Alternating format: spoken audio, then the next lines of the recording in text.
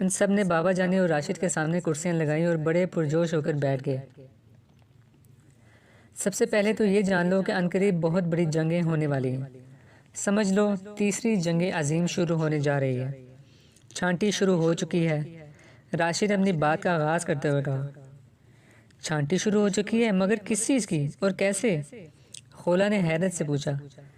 اب تک پوری دنیا میں جو صورتحال ہے وہ یہ ہے کہ عام انسان کو کچھ پتہ نہیں چل رہا کہ کیا حق ہے، کیا باطل، کون درست ہے، کون غلط، کون سا فرقہ ٹھیک ہے، کون سا نہیں، مگر اب حق اور باطل الگ الگ ہونے جا رہے ہیں۔ جو ایمان والے ہیں وہ سارے ایک کیمپ میں ہوں گے، جو منافق ہیں وہ دوسرے کیمپ میں۔ راشد نے خولا کی بات کا جواب دیتے ہوئے کہا، ایک کے راوی حذیفہ رضی اللہ تعالیٰ عنہ بن یمان ہے، جسے قرطبی، ابن کثیر اور نعیم بن حماد نے درج کیا ہے، اور دوسری کے راوی وہب رضی اللہ تعالیٰ عنہ بن بمبا ہیں، جو السنن الواردفی الفتن میں موجود ہے۔ اس حدیث کے مطابق دنیا میں خرابی اور تباہی پھیل جائے گی، اور یہ اس وقت تک نہیں ہوگا جب تک مصر خراب نہ ہوگا۔ مصر تب خراب ہوگا جب بصرہ میں خرابی آئے گی، اور بصرہ کی خرابی عراق کی خرابی سے شروع ہوگی۔ اسی حدیث میں سندھ یعنی موجودہ پاکستان اور ہند یعنی موجودہ بھارت اور الصین یعنی موجودہ چین کا بھی ذکر ہے۔ رسول اکرم صلی اللہ علیہ وآلہ وسلم نے فرمایا، سندھ کی خرابی ہند سے اور ہند کی خرابی چین سے۔ کچھ سمجھ آئی؟ راشد نے پوچھا تو تینوں ان الفاظ پر غور کرنے لگے۔ راشد بھائی اٹھے اور اپنے کمرے سے ایک گلوب اٹھا لائے جس پر دنیا کا نقشہ تھا۔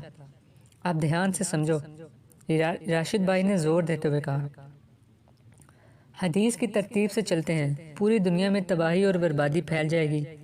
ایسا کب ہوگا؟ جب مصر خراب ہو چکا ہوگا، اور وہ ہو چکا ہے۔ یہاں تک کہ مصر اسرائیل کو نہ صرف تسلیم کر چکا ہے بلکہ ان دونوں کے درمیان دوستانہ تعلقات ہیں۔ یوں سمجھ لو مصر پر عملاً اسرائیل نواز قیادت کی حکمرانی ہے، اور مصر کی خرابی بصرہ اور عراق کی خرابی کے بعد ہونی تھی، اور یہ دونوں خراب ہو چکے ہیں۔ یہاں پہنچ کر سر راشد نے ایک ٹھنڈا سانس بھرا اور پھر کہنے لگے، عام لفظوں میں اس حدیث کا آخری حصہ پورا ہونا رہتا ہے، اور اب وہ ہو رہا ہے، اور میدان جنگ کی تیاریاں ہو رہی ہیں۔ مطلب سندھ یعنی پاکستان کی بربادی، ہند اور ہند کی بربادی چین سے، یہ ہونے جا رہا ہے۔